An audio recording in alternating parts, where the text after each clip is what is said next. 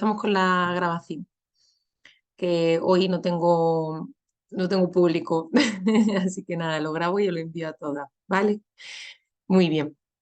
Bueno, pues vamos comenzando con los mitos. Mira, yo creo que así al estar yo solo vamos a ir más ligeras, que siempre luego entre que paramos a dudas y demás nos entretenemos un poquito más. Vale, os he preparado unos cuantos, un poco más de alimentación en general y otro un poquito más específico de, de nutrición y oncología, ¿vale?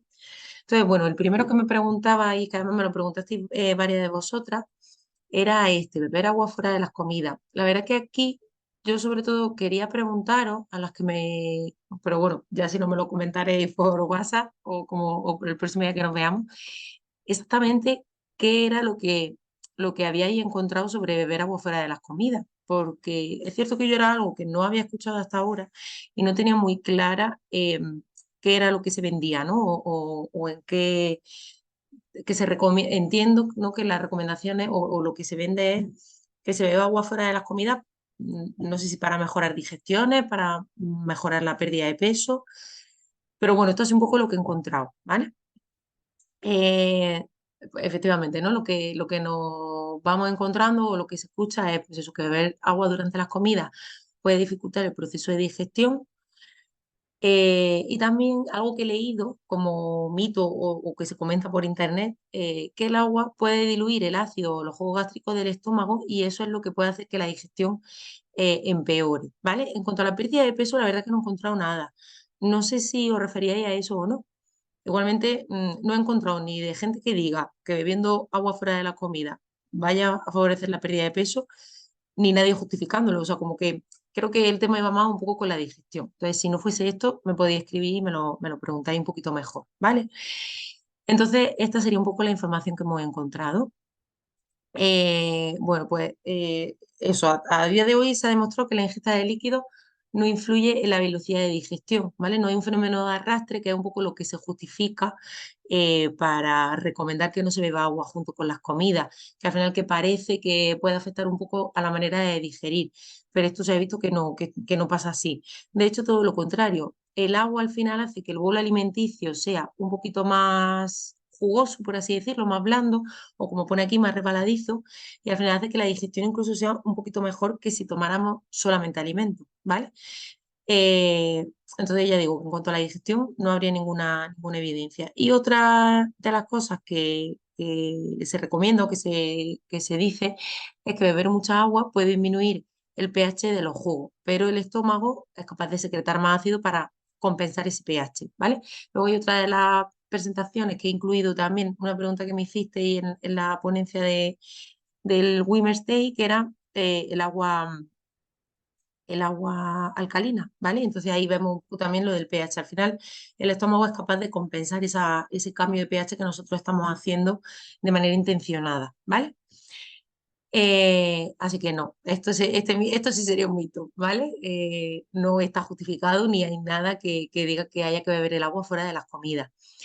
La única indicación que yo sí que sabía cuando trabajé con pacientes con obesidad y pacientes que se someten a cirugía bariátrica es que a ellos sí que se les recomienda beber agua fuera de las comidas. Entonces, yo quiero pensar, o no sé muy bien si a lo mejor de ahí vendrá un poco la idea o el convencimiento de beber agua fuera de las comidas para la pérdida de peso, porque cuando son pacientes que se han intervenido de cirugía bariátrica, se recomienda que el agua se tome o bien media hora antes de la comida o bien media hora después. Pero esto porque la capacidad del estómago es tal que esta. O sea, nuestro estómago es más bien grandecito, ¿vale? Pues la capacidad del estómago con una cirugía bariátrica es mínima.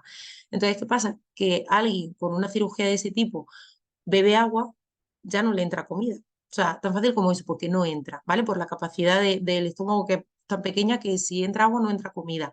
Entonces, la recomendación que se hace es beberlo media hora antes, media hora después, para dar tiempo que el estómago se vacíe de agua y que seamos capaces de permitir que el alimento, que el nutriente, que sí, que la comida entre al estómago, porque si no, se pierde el apetito y no somos capaces de alimentarnos bien, ¿vale? Si no hiciéramos esta distinción. Entonces, eso es la única justificación que sí que hay y que existe. Para el resto, podéis beber agua con las comidas sin ningún problema, ¿vale? Pasaríamos a la siguiente, no tomar fruta de postre. Que esto es verdad que parece que ya no se escucha tanto, pero se puso muy de moda. Y esto era un poco lo que se veía. Pues eso, que comer fruta, la fruta de postre podía engordar, ¿no? O se recomendaba tomar la fruta antes de las comidas para una mejor pérdida de peso, o incluso esto, que la fruta puede empeorar la digestión, o el tema de cenar fruta, ¿no? Pero entonces yo puedo cenar fruta o no puedo cenar fruta, la fruta adelgaza, la fruta engorda. Siempre ha habido como esta duda, ¿no? En cuanto a la fruta. Bueno, pues como primer apunte y lo más importante, que la fruta es buena opción en cualquier momento del día, ¿vale? Aquí muchas veces el problema viene, y yo esto sí que también lo trabajo mucho, en tenemos tanto miedo con la fruta que no sabemos dónde meterla. Entonces, ¿qué hacemos? Que no la comemos. No hay peor cosa que no comer fruta, ¿vale? Entonces, muchas veces por todos estos miedos, por todas estas creencias, estamos limitando la ingesta de fruta o de alimentos que son sanos. Al final, eso, todo el mundo duda en comerse un plátano. Ahora, en comerse un pollo, nadie duda, ¿no? Nadie piensa que le vaya a sentar mal por comérselo en la noche. Entonces, con la fruta hay muchísimos mitos, muchísimos. Y al final, bueno, no quiere decir que no haya cosas que sí que puedan favorecerse o controlar, pero no es tan mala, malísima como nos pensamos como para dejar de consumirla, ¿vale? Eh, una de las cosas que sí que se ha visto es que si la fruta se toma justo después de comer, se va a tardar más en digerir, pero no por nada, sino porque el estómago ya está trabajando haciendo la digestión de la comida. Entonces, para que se digiera también la fruta, pues primero se va a terminar de digerir la comida y luego se digiere la fruta. Al final son más nutrientes, son diferentes las proteínas, la fibra de la fruta, la grasa del aceite que hemos comido. O sea, al final son em, muchos nutrientes los que hay que digerir, ¿vale? Entonces, por eso puede enlentecerse un poquito, pero no va a afectar ni a la digestión ni al aumento de peso. Eh, esto, una de las cosas que sí que además empezaba a recomendar hace un tiempo, es que a personas que les cuesta comer fruta, ¿no? Como que no vemos el momento de comerla, por final no la como, pues se recomienda tomarla antes de la comida. ¿Para qué? Para asegurar la ingesta. Porque si yo soy una persona que no me gusta la fruta, no me apetece tomármela después de comer, no hago media mañana ni merienda, cuando me la como. Pues lo que se recomienda, lo que se empezó a recomendar fue cómetela antes de la comida, porque ahí tienes apetito, se llega a la comida con hambre, te comes la fruta y luego ya te comes tu plato de comida. Porque de otra manera, si tú te comes tu plato de comida y estás lleno y luego te toca la fruta, no te la vas a comer porque no te apetece, ¿vale? Entonces, esta también es una de las herramientas que, bueno, a mí no me parece mala opción, yo no lo suelo recomendar, eh, pero sí que es cierto que para una persona que le cueste muchísimo comer fruta puede ser una buena opción, ¿vale? Pero simplemente por eso, por asegurarnos la ingesta, no porque nos vaya a dar un beneficio diferente. Y bueno, sí que teniendo en cuenta que si nos la comemos después, puede que la digestión de esta fruta sea un poquito más lenta, pues la podemos meter antes para digerirla antes. Pero esto ya digo, que ni está relacionado con más gases, ni que la fruta fermente en el estómago, como se dice, ni nada, ¿vale? Y luego el tema de meterla por la noche o no, al final eso, las calorías de la fruta son las mismas, independientemente del momento en el que nos las comamos, ¿vale? Que es algo tan básico y a veces que también se nos olvida. Y el cuerpo va a digerir exactamente igual por la mañana, por la tarde que por la noche. Que por la noche a lo mejor nuestro cuerpo tiene tendencia a que tengamos digestiones más pesadas, no podemos comer tomate porque se nos repite, en fin, determinadas cosas, pues bueno, pues entonces ahí sí que tendremos que tener cuidado de no meter mucha cantidad de fruta en la cena, pero si no, no habría ningún problema, ¿vale? Pasaríamos al siguiente. Uy, se me ha quedado aquí el icono, ya he desvelado el secreto. Bueno, agua con limón en ayunas. Esto también se vendía un poco como que el agua con limón en ayuna adelgaza o que el agua con limón tiene un efecto detox, ¿no? En ayuna o en general. Pues bien, esto tampoco, ¿vale? El único beneficio comprobado de tomar un vaso de agua con limón en ayunas es que mejora el tránsito intestinal, ¿vale? Pero esto está comprobado con el limón, con la naranja, con el kiwi y con cualquier cítrico, ¿vale? Todas las frutas cítricas sí que se han visto un poco por la cantidad de fibra que tienen, por la cantidad de ácido cítrico, por todos los componentes que llevan las frutas con fibra, perdón, las frutas cítricas, sí que ha visto que se mejora mucho el hábito intestinal, ¿vale? Este es el único efecto que no va a producir. No va a hacer absolutamente ningún efecto en la grasa del cuerpo, ¿vale?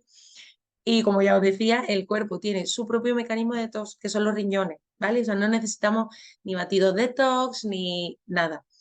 Sí que es cierto que, bueno, determinados batidos de estos de que si fruta, verdura, con espinacas, con no sé qué, nos puede ayudar, que más que a detoxificar, yo diría, nos puede ayudar más como a recuperar, ¿no? Porque al final son alimentos que tienen muchas vitaminas, muchos minerales, va todo como muy concentrado, entonces pueden ser una buena opción de conseguir muchos minerales y vitaminas de manera rápida, pero también hay que tener en cuenta, cuidado con el azúcar libre, de ya haber hecho un zumo, en fin, hay todas las cositas que ya hemos ido aprendiendo, ¿vale? Que puede ser una buena opción, pero no es milagrosa y por supuesto no es detox, ¿vale? Nada mejor que nuestro hígado y nuestros riñones para depurar el cuerpo. Y aquí os dejo una imagen que me parecía muy graciosa cuando la vi, que pone eso, la típica frase, el agua con limón es detox y te ayuda a perder grasa. Y aquí está la célula grasa esperando que le haga efecto el agua tibia con gotitas de limón, ¿no? Y además eso, agua tibia, eso también se decía mucho, que no puede ser agua normal, tiene que ser calentita. Esto igual, el que sea agua caliente también favorece el tránsito intestinal, ¿vale? Entonces, bueno, a lo mejor yo creo que se ha hecho también la asociación, ¿no? De el agua con limón te ayuda a ir al baño y para las personas que tengan estreñimiento, pues posiblemente como efecto colateral también van a conseguir una pérdida de peso, pero no porque el agua con limón afecta a la célula grasa, ¿vale? Importante. El huevo frito produce colesterol. Esto también ha sido muy comentada. Lo que se ha escuchado de siempre, que el huevo aumenta el colesterol y que se recomienda no comer más de un huevo a la semana, no, o más de una ración a la semana, ¿vale? No más de una vez a la semana, puede ser 2 o 3 huevos en un mismo momento, pero no más. Lo mismo, ¿qué hemos encontrado? ¿Qué nos dice la ciencia? ¿Qué hemos averiguado? Esto sobre todo se ha ido investigando o se ha ido averiguando, perdón, a lo largo de los años, porque es cierto que en los primeros estudios, cuando se empezó a hablar de esto, eh, sí que se vio que efectivamente el huevo tiene colesterol, ¿vale? Y esto es así. Pero ¿qué pasa? Que se han seguido investigando para ver un poco de, vale, hay colesterol en el huevo, pero ¿qué pasa? ¿Cómo afecta ese colesterol al cuerpo? Y eso ha sido lo que se ha ido investigando de manera posterior. Y lo que se ha visto es que ese colesterol no nos afecta, ¿vale? O sea, no nos afecta a la producción nuestra interna de colesterol, ¿vale? Lo que vemos aquí, que sí que hace un año se creía que aumentaban los niveles de colesterol en sangre, pero esto no es así, ¿vale? El principal responsable de que nosotros, o que nuestro cuerpo produzca colesterol es el consumo de grasa saturada y grasa trans, ¿vale? ¿Qué pasa? Que sí que se ha visto que hay alimentos que tienen colesterol, nosotros no los comemos y no nos van a afectar prácticamente nada. Al final, el mayor componente o el 90% del colesterol que nosotros tenemos en el cuerpo lo producimos, sí, lo producimos de una u otra manera. Una manera de producirla es a nivel genético, que tenemos esa predisposición y nuestro cuerpo produce mucho colesterol porque es así. Y la otra parte es que con la alimentación favorecemos esa producción de colesterol, ¿vale? Y precisamente con estos alimentos que comentamos, grasa saturada y grasas trans. Entonces, nosotros podemos tener a lo mejor un 50% de probabilidades de que a nivel genético nuestro cuerpo produzca colesterol, pero a lo mejor el otro 50% es la alimentación. Y si nosotros conseguimos controlar el 50% con la alimentación, estamos reduciendo ya la mitad del riesgo que tenemos de aumentar el colesterol. Entonces, es bastante importante. Y lo que comentaba, bueno, que no lo había leído, el componente genético, ¿vale? Que ya lo he explicado. Entonces, cualquier otro alimento, es verdad que con el huevo frito es el más habitual, pero cualquier otro alimento que pueda tener colesterol como tal, no significa que nos vaya a hacer a nosotros producir más colesterol o aumentar nuestro colesterol en sangre, ¿vale?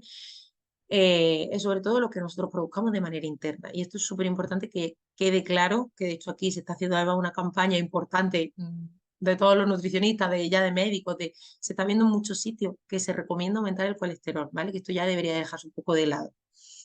Y las recomendaciones actuales, como ya sabéis que las vimos en la primera sesión, se puede consumir desde un huevo al día hasta 7 huevos a la semana. Es decir, o sea, perdón, desde un huevo hasta 7 a la semana, que serían un huevo al día, ¿vale? Y bueno, dejo también esta imagen que me resultaba también muy curiosa, que no sé si lo escuchaste y también fue muy polémico, ¿no? Que cuando fue antes del Mundial, creo que fue, que Luis Enrique salió diciendo que cenaba 6 huevos. 6 huevos todos los días. O sea, imaginaros, este hombre estaba si lo que se recomienda es comer un huevo al día, él estaba en 6 huevos al día. O sea, él lo estaba sextuplicando. Entonces, bueno, esto es verdad que hay que hacer siempre una recomendación adaptada a cada persona. Yo no tengo ningún paciente que le deje comer 6 huevos al día, pero porque no tengo ningún paciente que a lo mejor haga el deporte que pueda hacer Luis Enrique, ¿vale? Pero Bueno, simplemente eso, adaptarlo un poquito. O sea, sí que he tenido pacientes que hacen bastante entrenamiento y no de manera profesional, pero sí que un poquito más a nivel a lo mejor de competición y demás. Y sí que pueden llegar a tomar 2, 3 huevos al día sin problema, ¿vale? Entonces ya digo que esta recomendación hay que personalizarla mucho, ¿vale? En función de cada situación. Lo que decíamos del agua alcalina, ¿vale? Un poco lo que he leído, que yo esto tampoco lo conocía, es que es un agua que venden como que tiene un pH mayor de 8, ¿vale? Y que al parecer tiene propiedades beneficiosas en diferentes enfermedades. ¿En qué enfermedades o qué nos venden? Que previene la osteoporosis, que previene las enfermedades cardiovasculares, la diabetes y el cáncer, ¿vale? Entonces, sí que es cierto que nosotros tenemos que tener en cuenta que, digamos que todas estas enfermedades, estas y otras, ¿vale? Como que producen una situación de que se llama acidosis metabólica, ¿vale? Al final, todas estas patologías tienen al cuerpo como un poco estresado y eso hace que se produzca acidosis metabólica, ¿vale?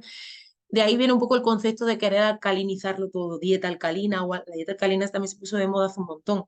Y el agua alcalina ahora, que debe ser algo que también está muy de moda, que de hecho cuando me he metido a buscar información, no he puesto esa foto, la tenía que haber puesto.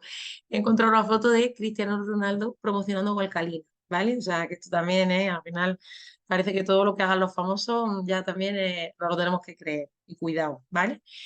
Em, entonces, pues eso, esa creencia parece que viene un poco por ahí. ¿Qué pasa? Que al final la acidosis la produce el cuerpo porque sí, porque está teniendo una situación patológica y al final la manera que tiene de responder el cuerpo es esa, a lo mejor también un poco por avisarnos, ¿no? A nivel de síntomas, porque si no, no nos enteraríamos. Entonces, no hay que tampoco a lo mejor buscar contrarrestar o compensar esto, porque esto no nos va a solucionar nada, ¿vale? Primero que no hay estudios que demuestren que este agua está relacionada con esta prevención, ¿no? Sí que parece que se ha empezado a estudiar en Asia, pero aquí en Occidente todavía no se empezado a estudiar directamente. Y lo que se ha estudiado allí tampoco se sabe muy bien qué beneficios da, también hay que tener en cuenta que es otra cultura, otra alimentación, o sea, esto hay que cogerlo un poco con pinzas, ¿vale? Para extrapolar no todo sirve. Y lo único que sí que se ha relacionado en patología es que parece que puede ayudar un poquito al reflujo. Pero claro, esto también es un poco, creo yo que es a ver si lo digo, por lógica, ¿no? ¿Qué pasa? Que el agua alcalina, nosotros tenemos ácido, o sea, en el estómago tenemos un pH muy ácido, ¿vale? ¿Qué pasa? Que metemos agua alcalina, que sería lo contrario, entonces nos contrarresta, perdón, la acidez y esto puede impedir la activación de la pepsina, que es lo que hace que se genere más ácido, ¿vale? Y así se reducen las molestias de las personas con reflujo o con gastritis. ¿Qué pasa? Que esto a largo plazo es peor, porque nosotros estamos alcalinizando el estómago y el estómago ¿qué hace? Como hemos visto anteriormente, el estómago tiene componentes para regular el pH. El estómago del pH siempre tiene que ser el mismo para poder trabajar.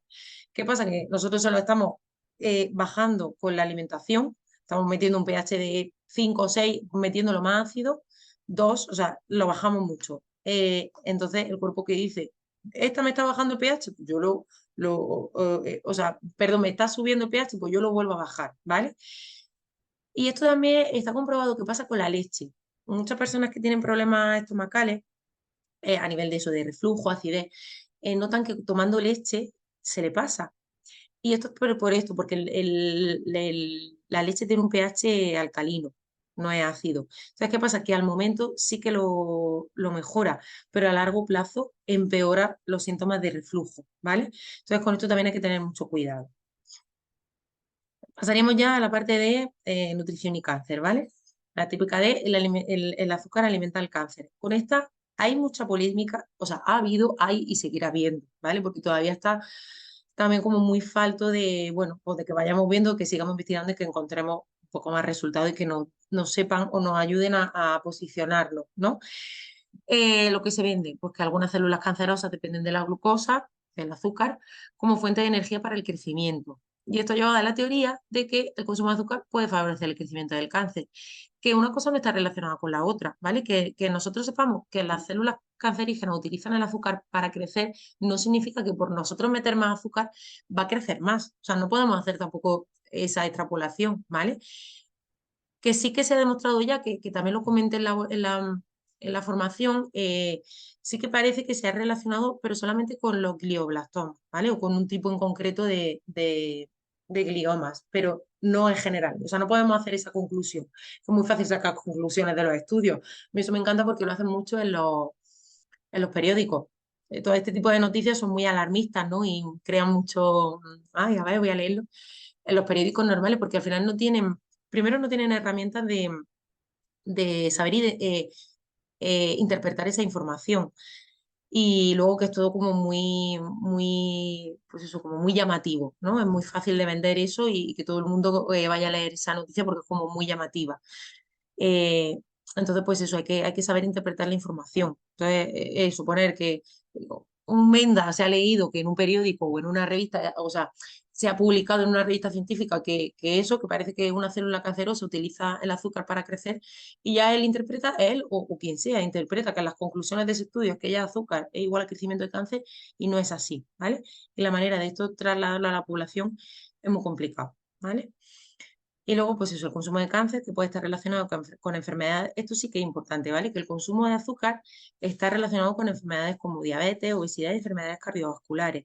Y sí que se ha visto que estas enfermedades a largo plazo o pueden también ser un factor de riesgo de desarrollar cáncer, pero como algo más igual secundario, ¿no? Primero desarrollamos todas estas patologías a causa del cáncer y luego o sea, perdón, a causa del azúcar y luego desarrollamos, puede ser que aumente el riesgo de desarrollar, que te desarrolla cáncer, pero esto tampoco es una causa-efecto, ¿vale? Entonces, bueno, pues lo que comentamos, primero que nuestro organismo es capaz de conseguir glucosa a través de otros mecanismos, o sea, no por nosotros quitar el azúcar vamos a conseguir ya controlar el crecimiento celular, porque esto no es así, ¿vale? Eh, luego también la afirmación de que el azúcar alimenta el crecimiento del cáncer no ha sido respaldada por ningún estudio científico, ¿vale? No hay conclusiones de esto. Lo único que comentábamos es los gliomas. Y está también como muy por ver qué tipo, con no sé qué mutación, ¿vale? Todo muy cogido con pinzas. Y que los estudios que se están relacionando, que se están realizando hasta ahora, hay resultados mixtos. Hay en algunos que sí, hay en algunos que no, ¿vale? Entonces hay que tener mucho cuidado con esto, ¿vale? Pasaríamos a lo siguiente, cáncer de mama y consumo de soja. También me lo preguntan muchísimo, muchísimo, en general. ¿Qué se dice? Que no se recomienda consumir soja a pacientes con cáncer de mama. Perdón. Aquí os voy a explicar un poquito cómo funciona o por qué, de dónde viene esto de la soja, ¿no? Que mucha gente dirá, pero bueno, ¿por qué soja y no otro tipo de alimento? Pues bueno, primero que conozcáis, que sepáis, eh, esta imagen que tenemos aquí, esta verdurita o esto que parecen vainas, es la soja, ¿vale? Las vainas de soja, el edamame. Bueno, pues contienen unos componentes que se llaman fitoestrógenos, ¿vale? Em, que tienen una estructura molecular muy parecida a los estrógenos, ¿vale? Entonces, ¿qué pasa con esto? Que al final es uno de los pocos alimentos que tienen, o en este caso, bueno, hablamos de los estrógenos porque no solo haríamos referencia al cáncer de mama, sino a otro tipo de cáncer hormonodependiente, ¿vale? Entonces, ¿qué pasa? Que es uno de los pocos alimentos en los que se ha visto que un componente tiene una composición muy similar a una hormona corporal. Entonces puede interferir un poco en la absorción. Y digo el único que podamos ahora mismo relacionar con el cáncer, pero esto pasa un montón de veces. O sea, esto pasa por ejemplo, con el azúcar, ¿vale? El azúcar al final es glucosa, fructosa, lactosa y cada uno tiene, por así decirlo, todos tienen como el mismo receptor. Entonces, dependiendo de qué tipo de azúcar utilicemos, va a tener un receptor u otro porque la composición es muy parecida y solo cambian un poquito. O sea que esto hay muchísimas más aplicaciones que pasa lo mismo, pero bueno, en este caso nos centramos en esta que es la que nos interesa. Entonces, como veis en la imagen, el estrógeno, que sería nuestra hormona que producimos de manera natural, tiene esta forma y el fitoestrógeno tiene una forma muy parecida, ¿vale? Al final no deja de ser como un estrógeno producido por un vegetal. Como un estrógeno que nosotros producimos de manera animal, pues este sería un estrógeno producido por un vegetal, ¿vale? Entonces, de ahí viene un poco toda la polémica que está habiendo. ¿Qué pasa? Que el cáncer, primero, que el cáncer de mama, o no solo el de mama, el de ovario, también todo lo que sean hormonodependientes, eh, se ha visto que una exposición prolongada a estrógenos es un factor de riesgo de desarrollar alguna de estas patologías. Entonces, sí que ya está demostrado que el consumo de fitoestrógenos como medida de prevención funciona en los cánceres hormonodependientes, ¿vale? Los tumores hormonodependientes. ¿Por qué? Porque al final lo que estamos haciendo es que en vez de que nuestro cuerpo esté muy sobreexpuesto a estrógenos, como le estamos dando también fitoestrógenos, le estamos haciendo que la exposición a estrógenos digamos que nuestros receptores se diluyen, por así decirlo. Entonces, la mitad cogen estrógeno y la otra mitad cogen fitoestrógeno, no cogen todo estrógeno, ¿vale? Entonces ahí estamos eh, realizando una competencia, ¿vale? Una competencia en cuanto a los receptores. Entonces ya sí que está demostrado que como efecto preventivo el consumo de soja funciona, ¿vale? ¿Qué pasa? Que lo que vemos aquí, ¿no? El efecto de los fitoestrógenos es más débil que el de los estrógenos. Entonces aquí, claro, tampoco nos podemos fiar. O sea, que sí, que el consumo de los fitoestrógenos nos va a favorecer, pero no tiene por qué, ¿vale? Y esto, hablando ya un poco más del tratamiento, ¿no? Cuando estamos con terapia hormonal sustitutiva, aquí es donde viene un poco la polémica. ¿Por qué? Porque al final la terapia hormonal, el tratamiento que tiene es antiestrogénico, ¿vale? Un poco lo que hace es bloquear o intentar bloquear que esto pase, ¿vale? O que pase lo mínimo posible para no favorecer recidiva, etcétera. Entonces, lo que no se sabe muy bien, que tampoco está muy demostrado, de hecho, cada vez más son los estudios que se posicionan a favor del consumo de soja también durante el tratamiento hormonal, ¿vale? Pero lo que no se sabe muy bien es que si, a ver si lo explico bien, que esto siempre es un poco lioso. Eh, Nosotros tenemos X receptores, ¿vale? Si esos receptores están siendo afectados o están trabajando bien por el efecto de la terapia hormonal, de la terapia antiestrogénica, no sabemos qué va a pasar con el consumo de fitoestrógeno, por así decirlo, que no sabemos si va a competir con el efecto antiestrogénico, ¿vale? O sea, el tema es que puede anular, entre comillas, un poquito el efecto de antiestrogénico de la medicación, que en realidad no es que lo anule, es simplemente que el efecto se dispersa, como hemos visto anteriormente, ¿vale? Entonces, si tenemos, imaginaros, 50 receptores, a lo mejor 25 van a estar con el efecto antiestrogénico de la medicación, pero es que puede ser que otros 25 estén con los fitoestrógenos, que no pasaría nada porque también nos está protegiendo, pero ¿y si de esos 25 fitoestrógenos se cuelan 5 estrógenos? ¿Vale? O sea, de ahí viene un poco la polémica, que no está muy claro cómo afecta o cómo puede interactuar el fitoestrógeno con la medicación. Pero esto también comentan eso, que como el efecto del fitoestrógeno es muy débil, no es tan peligroso como se pensaba, ¿vale? O sea, esa recomendación de prohibir el consumo de soja a todo paciente con cáncer de mama, eso ya no se lleva, ¿vale? No es que no se lleve, es que ya está justificado que no hay que hacerlo. Lo que hay que hacer es saber recomendarlo, en qué cantidad, ¿vale?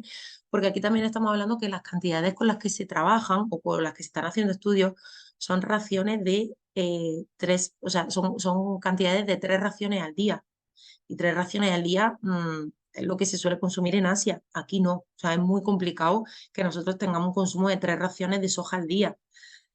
De hecho, no sé la equivalencia, pero posiblemente sea estar todos los días comiendo, bebiendo y haciendo todo con soja. O sea, nuestra alimentación no se basa en eso. Entonces, por eso la recomendación se intenta individualizar un poco y que sí que yo, por ejemplo, a los pacientes sí les recomiendo un consumo de soja normal, el que nosotros hacemos de a lo mejor tomarte medio vasito de leche con el café todos los días, que eso no llega a ser ni una ración, o un poquito de salsa de soja cuando voy a comer al chino, o si me gusta el edamame, me hago una vez a la semana un poquito de edamame, ¿vale? Este tipo de consumo no sería problemático. Pero es cierto que al final yo las recomendaciones las hago de manera personalizada y sobre todo eso, y teniendo en cuenta primero que estoy generalizando un poco, bueno, ya lo he dicho, que sean cánceres hormonodependientes y que sean, en este caso, el cáncer de mama HER2 positivo, ¿vale? Que sea positivo a receptores de estrógeno. Si no es ese caso, se puede consumir soja sin problema, ¿vale? Pasaríamos al consumo de lácteos, algo parecido, ¿vale? Consumo de lácteos y cáncer hormonodependiente. Un poco la misma polémica que creo que también me lo preguntaste. El consumo de lácteos o se vende, o no hemos escuchado, que el consumo de lácteos puede ser perjudicial en pacientes con cáncer hormonodependiente. Eh, lo que nos dice la ciencia, o lo que sabemos, que la evidencia científica actual es bastante contradictoria, ¿vale? Y en esto es verdad que tampoco hay mucho posicionamiento. Sí que está claro que los lácteos pueden ser beneficiosos en cuanto a estos componentes, que serían el calcio, la vitamina D y la lactoferrina, ¿vale? Al final tiene unas propiedades que nos van a dar o nos van sí, nos van a producir beneficios en otros aspectos. Por ejemplo, calcio y vitamina D, súper importante para la salud ósea y no hay nada que tengamos que controlar más con los tratamientos de quimio y radio en general o tratamiento, lo que sea, medicación, que prevenir la osteoporosis, ¿vale? Y esto es súper importante. Entonces, claro, prevaleciendo el beneficio del calcio y la vitamina D, lácteos sí, ¿vale? ¿Qué pasa? Que luego con el tema hormonal es donde viene un poco la polémica. Entonces, lo que se recomienda no es eliminar el lácteo, sino variar el consumo, ¿vale? Que es incluir lácteos que sean de otro tipo. Al final es cierto que nosotros estamos acostumbrados a que nuestra base de lácteos es 100% vaca y tenemos que meter o podemos meter un poquito más de variedad. Podemos meter de cabra, podemos meter de vaca, podemos meter vegetales, podemos meter tipo mozzarella, que es de búfala, aunque eso no es tan fácil encontrarlo así, pero podemos meter mucha variedad de lácteos, ¿vale? Entonces, cuanta más variedad, mejor. Y pasaríamos a los oligoelementos. Esta duda me la hiciste muy al principio. Eh, Creo que casi que hubiera sido mejor dedicarle una charla solo a esto, pero también es bastante complejo y también está todo cogido como está todo muy en verde todavía, ¿vale? Muy en pañal. Entonces, bueno, yo dejo por aquí algunas de las cositas que se está viendo, ¿vale? Bueno, primero de repaso, bueno, de que casi todos los mitos que he explicado, creo que ha quedado clara el posicionamiento. Si en alguno no ha quedado claro, me lo podéis preguntar, ¿vale? Bueno, con los oligoelementos, se está estudiando ahora mucho esto, ¿no? Que si el zinc, el magnesio, el calcio, la vitamina D, el selenio. ¿Y por qué se está estudiando? Pues bueno, porque al final son oligoelementos, primero que son necesarios para el cuerpo y que sí que se están relacionando ahora con muchas patologías, ¿vale? O también se está viendo, aparte de relacionarlo con diversas patologías, también estamos viendo que es muy habitual, por ejemplo, que con los tratamientos de quimioterapia haya hipomagnesemia, haya hipocalcemia, haya ¿vale? Hipopotasemia. O sea, al final es muy habitual que haya déficit de estos oligoelementos durante la quimioterapia. Entonces, por eso se están estudiando tanto. Sí que es cierto que, bueno, os comento un poco lo que se está viendo, ¿vale? Eh, Eso, que cuando se producen carencias de estos minerales o de estos oligoelementos, eh, se producen síntomas o enfermedades subyacentes, ¿vale? Entonces, tener hipocalcemia a lo mejor puede parecer que no pasa nada, pero nos puede acarrear otros problemas, descompensaciones de otros oligoelementos. Entonces, con esto hay que tener cuidado. Cosillas o pinceladas que os traigo. Por ejemplo, un estudio ha demostrado que el magnesio es necesario para el funcionamiento de las células T, ¿vale? Que son las que identifican o las que trabajan en identificar las células cancerígenas, ¿vale? Y esto parece que va a tener una aplicación muy buena en la inmunoterapia. Al final, la inmunoterapia lo que hace es trabajar o hacer que nuestro cuerpo sea capaz de detectar las células cancerígenas como células eh, infecciosa, que hasta ahora no lo hacía, ¿vale? Porque no dejaba de ser una célula que en su momento era una célula sana. Entonces, nuestro cuerpo no la identifica como célula enferma, por así decirlo. Entonces, sí que parece que el magnesio puede tener un componente importante en cuanto a que esa célula T se active y la reconozca como patológica. Entonces, pues se está empezando a estudiar un poco por esto, ¿vale? Este es uno de los motivos, hay millones, ¿vale? No lo he traído todos, porque si no, no acabaríamos. Pero bueno, son cosas que son muy curiosas y que están muy bien que nos vayamos también centrando un poco en qué cosas positivas se están descubriendo, ¿no? Que parece que también siempre nos centramos un poco en lo negativo, en lo que no podemos comer. También hay que ver qué cosas vamos a poder comer también. Luego también un estudio ha demostrado que en pacientes con cáncer de próstata, con un alto consumo de zinc, y esto si no recuerdo mal, era a lo largo de una media de 7-8 años, o sea, un alto consumo de zinc a lo largo de 8 años, tenían un 75% menos de riesgo de morir a causa del cáncer de próstata. Esto también, pues eso, muy cogido con pinza. Habría que ver si el consumo de zinc está asociado a que la alimentación sea más saludable o hay que comparar. Ahí no me quedó claro si la alimentación que llevaban los dos grupos eran exactamente igual. Si lo único que cambia es el zinc, porque si al final las personas que consumen zinc también llevan una alimentación más saludable o tienen pérdida de peso o influyen otros factores, pues hay que tenerlo en cuenta, ¿vale? Y otra cosa, por ejemplo, se ha observado un efecto protector, bueno, en diferentes tipos de estudios, del aumento de la ingesta diaria de calcio, perdón, sobre la aparición de cáncer colorectal y cáncer de mama. Entonces, lo que comentábamos anteriormente, el aumento del calcio puede ser un factor protector, ¿vale? Eh, pero, sin embargo, creo recordar también que lo estaban empezando a categorizar también como que en el caso del cáncer de próstata, como que podía ser un efecto de riesgo, ¿vale? De aumentar el riesgo. Entonces, por eso también hay que tener mucho cuidado y no generalizar la recomendación, ¿vale? Y por último, aditivos, que una de vosotras me preguntó por aditivos y yo sabía que este me iba a suponer un reto muy complicado, ¿vale? Ahí, no sé, he sido incapaz de contabilizar cuántos aditivos hay aprobados en España. Por lo que he visto, habrá como unos 300, una barbaridad. Y esto es muy complicado, o sea, hay muchísimos, según a quien pregunte o donde mire, te dice una cosa, te dice otra, o sea, con los aditivos, cuidado, no obsesionarnos, ¿vale? Que es uno de los principales problemas que pasa con los aditivos, que al final nos volvemos locos y no comemos de nada. Y todos los alimentos llevan aditivos y son necesarios, ¿vale? Importante. Sí que existe una relación directa entre mayor cantidad de aditivos en los alimentos que más procesados están. Esto que en conclusión ya nos avisa de que el alimento muy sano no va a ser, ¿vale? Entonces, pero más que tomarle miedo al aditivo, a lo que tenemos que tomarle miedo es a los alimentos procesados. Entonces, lo único así que más o menos he visto que ya muchos estudios están viendo es estos tres aditivos, solamente tres, ¿vale? De 300 y pico. Se habla de muchos más, pero a mí no me queda del todo claro y yo no me mojo, ¿vale? Eh, las nitrosaminas, ¿vale? Que son los ahumados, el componente que se genera en los ahumados, en el salmón ahumado, en la carne ahumada, sobre todo además me ha resultado llamativo porque sobre todo hace referencia más a la carne ahumada que no tanto al pescado ahumado, ¿vale? Pero bueno, en general a todo el ahumado. Que ese conservante o ese, perdón, aditivo que se produce o que se añade, sí que puede ser ahí un poco, hay que tener cuidado, ¿vale? Otro antioxidante, el E320, que se llama BHA, que es el que hay en latas de conserva de aluminio, de pescado en conserva, ¿vale? Que al final no deja de ser un antioxidante. Aquí hay que tenerlo también en cuenta que el antioxidante lo único que hace es actuar como conservador y hay muchos antioxidantes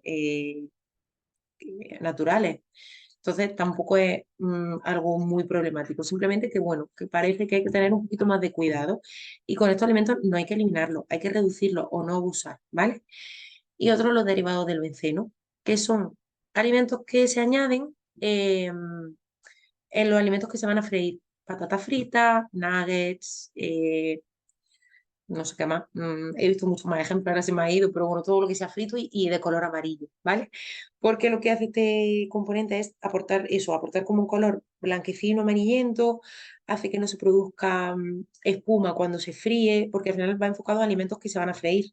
Entonces, el derivado del benceno ya comenzamos que si lo lleva un alimento, significa que ese alimento va a ser para freír, o sea que ya es malo. Y al final, pues eso, como que también puede estar ahí un poco en duda, ¿vale?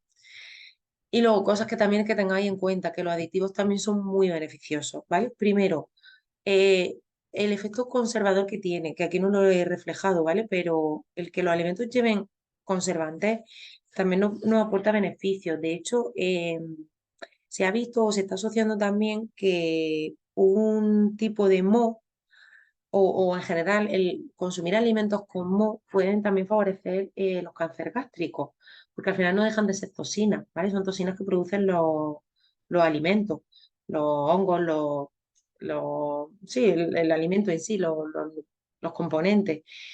Entonces, esto con los conservantes se puede controlar y ahí nos está dando un beneficio. O sea, nosotros con determinados conservantes estamos controlando que un alimento con moho no nos vaya a hacer un efecto malo. Primero, que nos puede dar una intoxicación, una cagalera, lo que sea. Y segundo, que una acumulación excesiva de esos mohos pueden llegar a desembocar en un cáncer esofágico, ¿vale? Pero ya digo que esto también es todo como muy sutil, ¿vale? Pero que tengáis en cuenta que los aditivos también son beneficiosos. Lo que pasa es que siempre se ve la parte negativa de todo. Entonces, importante, vitamina, bueno, aparte de lo que he comentado, que también hay muchas vitaminas que se consideran antioxidantes, ¿vale? La vitamina C, por ejemplo, la vitamina C se le añade a un componente y ya es un aditivo. Y no por eso hay que tenerle miedo, ¿vale? En este caso, la E307 y la E308, si no me equivoco, son dos tipos de vitaminas, ¿vale?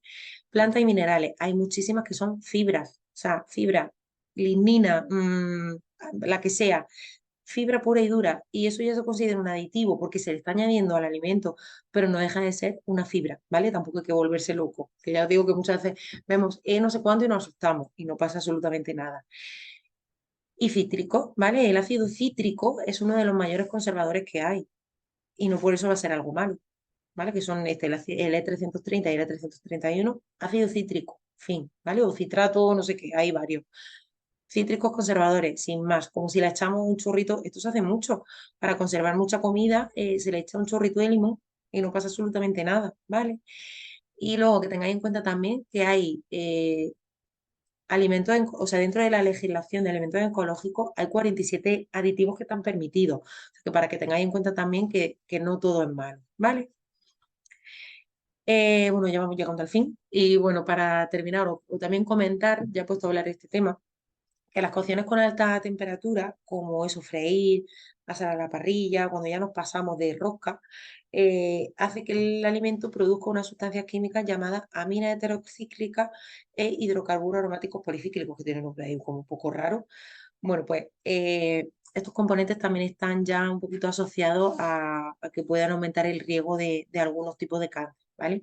Y esto al final, esto seguro que lo habéis escuchado, ¿no? De una tostada que no esté negra, que no esté carbonizada, la carne igual, que no esté quemado, es por eso, ¿vale? Porque eso también puede tener ahí un poquito de efecto, sobre todo creo que se ha visto en el colorectal, ¿vale? Pero bueno, también eso, todo como muy, hay que seguir estudiando, ¿vale? Y bueno, aquí para terminar os voy a dejar unas recomendaciones, ¿vale? Estos son libros que son súper interesantes, que hablan acerca de los mitos en la alimentación, ¿vale? Por si queréis leer un poquito con buena base, con buena recomendación y sin alarmarnos, estas son muy buenas recomendaciones. No son ninguno específico de oncología, ¿vale? Solamente uno, pero bueno, a mí me resulta muy interesante y yo lo recomiendo mucho porque son mitos muy genéricos, ¿vale? A lo mejor se quedan incluso un poquito básicos, que yo sé que alguna tiene ya el nivel de conocimiento muy alto, pero está bien. Primero que lo entendamos y segundo que seamos nosotros también capaces de contárselo a la gente y de que cuando alguien nos venga diciendo que es que el colesterol aumenta, perdón, que es que el huevo aumenta el colesterol, sepamos capaces de justificarlo y decirle que no, porque no hay manera, no hay mejor manera de que estos mitos se vayan diluyendo que no solo los profesionales seamos capaces de hacerlo, sino que vosotras mismas también seáis capaces de hacer un poquito esta divulgación, ¿vale? Entonces, bueno, los dos primeros no sé si los conocéis, que son de un nutricionista bastante famosillo. El primero, Mi dieta cogea, que habla sobre mitos. El segundo yo no me lo he leído, ¿vale? Pero tengo buenas referencias.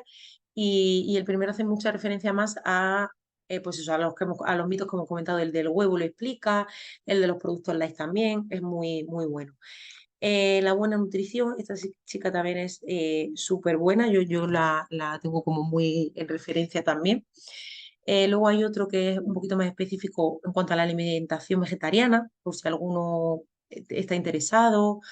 O Lourdes, creo que estaba también llevando un poquito una alimentación ahí un poquito semi-vegetariana, que bueno, está muy bien que lo conozcáis. O incluso alguna vez me ha pasado que me ha venido un paciente que me dijo que era vegetariano. Bueno, pues esta puede ser una buena opción de leer este libro y tener un poquito más de información y desmiente muchos bulos de la alimentación vegetariana.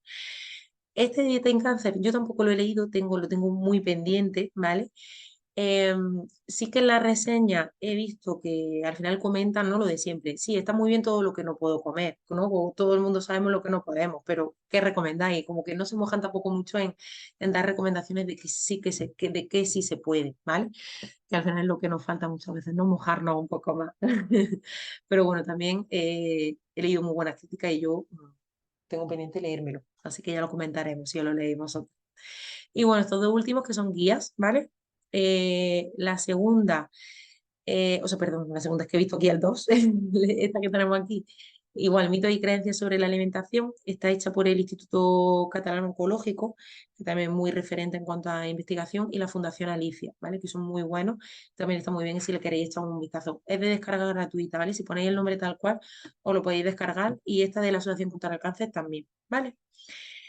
Y esto sería todo. Muchas gracias por veros el vídeo porque hoy no habéis asistido. Y nada, como siempre, cualquier dudilla que tengáis, tenéis mi email, ¿vale? Y nada, espero que nos veamos en la última. Y si no, bueno, ya hablaremos para, si la última no vaya a estar, ya que es 30 de junio, ya no hay cole y ya estamos todas casi que en medio de vacaciones, pues ya hablaremos por si a lo mejor preferís que yo directamente lo grabe o lo mande y nos olvidamos, o si queréis cambiarlo de día, aunque yo lo voy a tener complicado porque el único día que tengo libre son los viernes. Pero bueno, si os parece lo hablamos, ¿vale? Y así no me quedo yo aquí sola el viernes esperando para grabaros la charla. Que yo encantada, pero prefiero que sea presencial porque así os veo, ¿vale? Y bueno, nada más. Eh, nos vemos pronto, ¿vale? Bueno, un besito, buen fin de...